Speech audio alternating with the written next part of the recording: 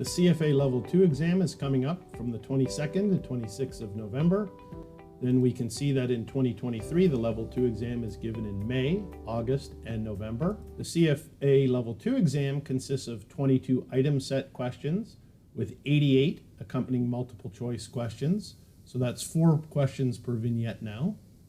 And a quick review of the results. We can see that in 2022 so far, 27,307 candidates have written Level 2, 15,858 have failed.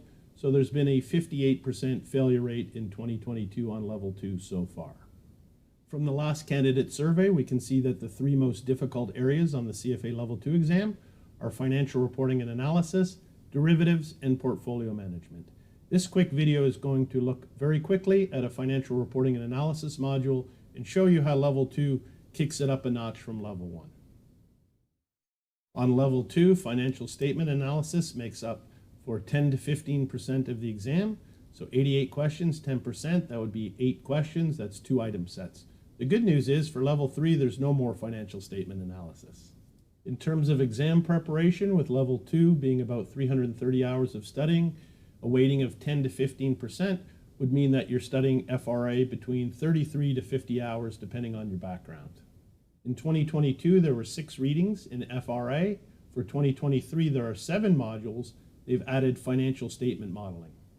If we look at the reading on multinational operations in the FRA, I think that you'll see that the complexity compared to Level 1 is definitely cranked up a level, especially if we look at a learning outcome statement like calculate the translation effects and evaluate the translation of a subsidiary's balance sheet and income statement into the parent company's presentation currency. If we look at the end of reading practice problems, we can see there's an excellent item set here. So this question, there's 6 questions. So we can see that they're talking about a US-based multinational that has a subsidiary in Singapore. They provide you with some balance sheet and income statement information, and then some exchange rates at different times, and then there's a series of 6 questions, okay? So if we look just very quickly at these questions and solutions, you'll see that compared to Level 1, for those of you that have completed Level 1, it's a little bit more complicated. And that's why you're given 3 minutes per multiple choice questions instead of 90 seconds.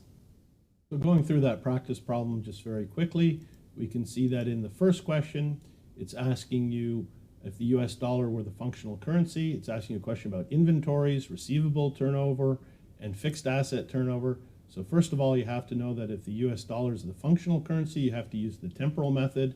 Then you have to know what's being converted at historical rates or the current rates.